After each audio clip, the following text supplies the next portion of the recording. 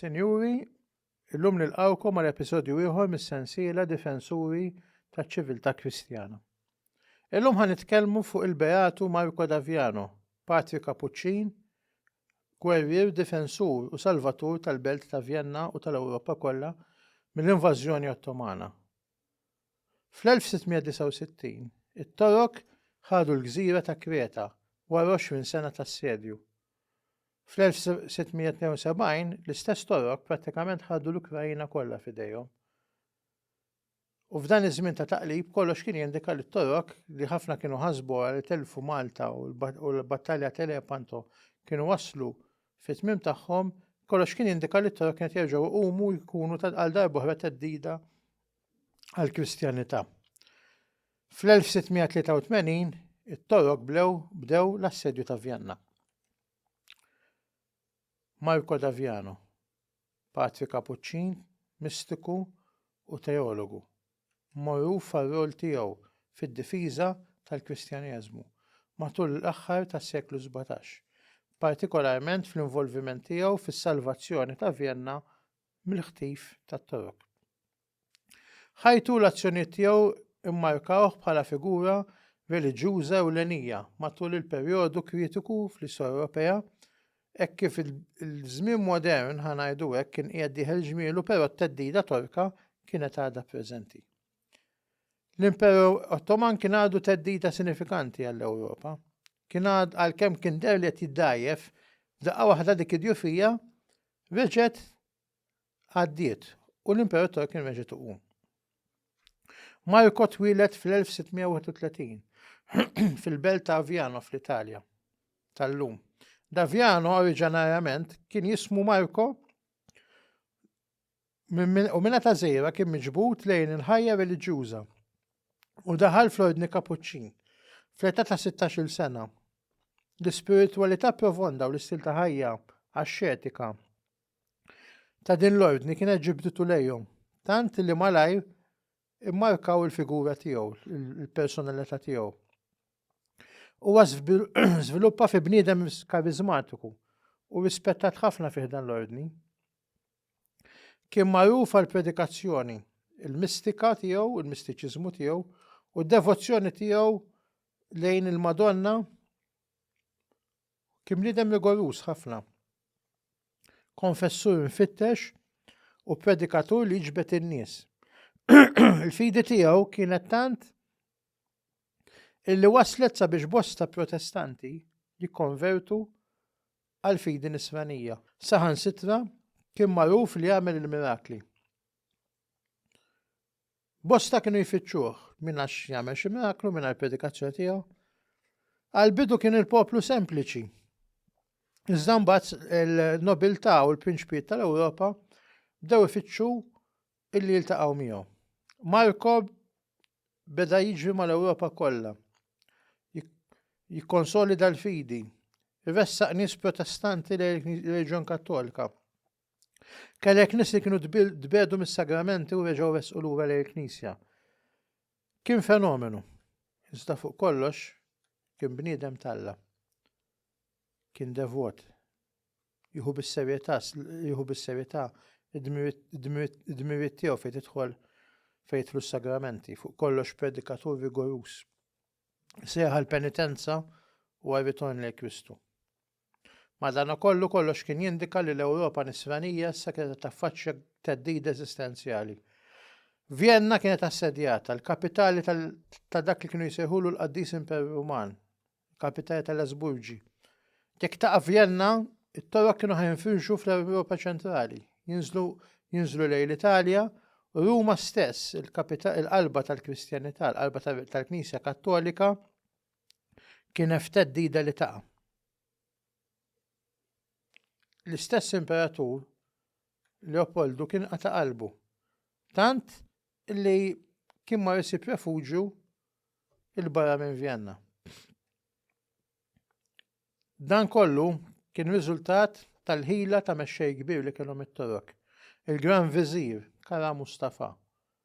Il-pjan tiegħu kien li jieħu Vienna u jaqlibha għal ċentru Iżlamiku bħalma kien ġara f'Kostantinopli issa kien ħajġu Vienna, u Vienna tkun imisruma. L-assedju kien ta' teddida kbira.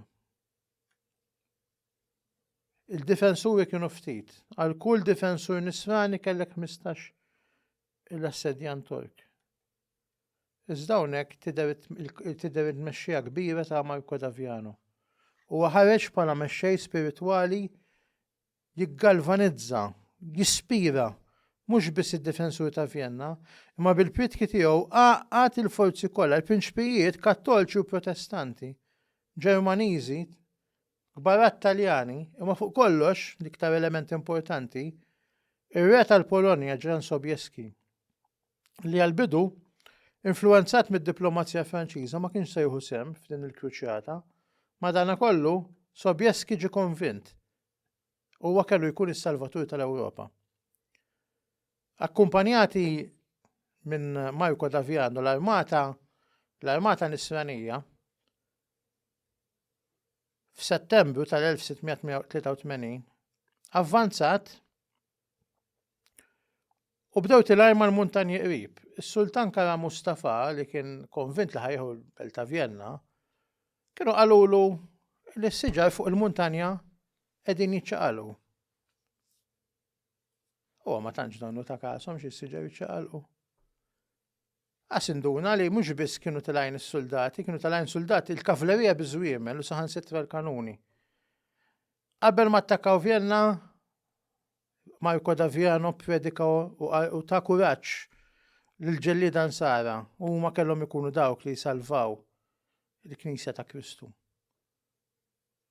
U hawnhekk waslet għal mument storiku, mument li ġibet l-immaġinazzjoni sal-lum il-ġurnata ta' bosta nies. Il-kavlerija Pollakka mexxija minn mir-re tagħhom Ġan Sobieski, gwerriera li bsin kurazza ma fuq li ma kien jilbsu qishom ġwienaħ biex meta jattakkaw jinstema ma' riħi venven tixwix tar-rix u dak il-ħoss jitterrorizza l-edewa. Niżlu f'daqqa waħda minn mal-munta niżlu għamlu l-attak tagħhom. It-Torok inqabdu b'sorpriża. Attakkati minn kull naħa ikkollassaw. U l-armata nisranija salvat il-belt ta' Vienna. Marco Daviano nexxielu isalva il-din il-belt. Ħafna raw l-intervent divin f'din il-ħaġa.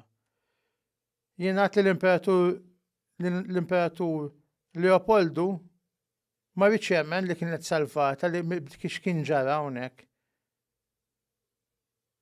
Marco kienu nexxielu jagħmel alleanza inkredibbli. Hekk kif l-insara ħarbtu l-armata Torka wara bdew biex jilliberaw il-kumplament tal-artijiet insara li kienu maħħurin mit-Torok, speċjalment l-Ungerija. L-armata nisranija bdiet tavvanza biex tieħu Budapest. Però li kien ġara kien li ovvjament inqabdu numru ta' priġunieri. Meta liberaw il-kamp ta' Torok sabu ħafna tfal li kienu nqabdu bħala skjavi u dawn ovvjament ġew mogħtija l-familji insar biex idusibhom imma il-priġunieri Torok kienu saħansitra l-insara rridu joqtluhom. U hawnhekk tidher il-wiċċ ħanajdu hekk uman u miżerikordjuż sa dan il-qaddis kbir. Għaliex Marco Daviano daħal bejn dawk li qabduhom u l-priġunieri biex li l-priġunieri ma jinqatlux. U talab li tintwara ħnina nisranija u l-ħajja tal-għadu tiġi risparmjata. Fit-12 ta' Settembru 1683 Vienna ġiet illiberata. Dan il-jum jibqa' markat bit-tmi tad-deb. Il-jum li fih il-Kristjanità salvat darba l-dejjem mill-Imperu Ottoman. L-impatt ta' Marco Daviano huwa imur lil minn kwistjonijiet militari. Huwa ferrex ir-riforma Kattolika. Waqqaf il-Protestantiżmu u s-sekolarizmu u b'edukazzjoni kbira ħadem għall-Għaqda Kattolika u ddefenda d-drittijiet tal-Papat. Marco Daviano miet fl-1699. Il-Lega Santa li Davjano tant kien ħadem għalija kienet irnexxiela tillibera mhux biss il-Vjenna u l-Awstrija imma anke l-Ungerija. Kif ukoll kellek partijiet fl-Ewropa bħal lum tiġi l-Kroazja, partijiet tal-Greċja kif ukoll ir-Russi wkoll kienu daħlu fiha din il-Lega u kienu liberaw kienet ġiet liberata l-Ukrajna ma anke partijiet oħrajn tar-Russja t'isfel li kienu taħt it-Torok. L-impatt kien inkredibbli. Wara l-ħidma ta' Marco Daviano tal-Lega Santa, l-Imperu Ottoman ma baqax iktar teddida l-Ewropa. U l-Kristjanità ġiet salvata minn dan l-imperu li tant għamel ħsara.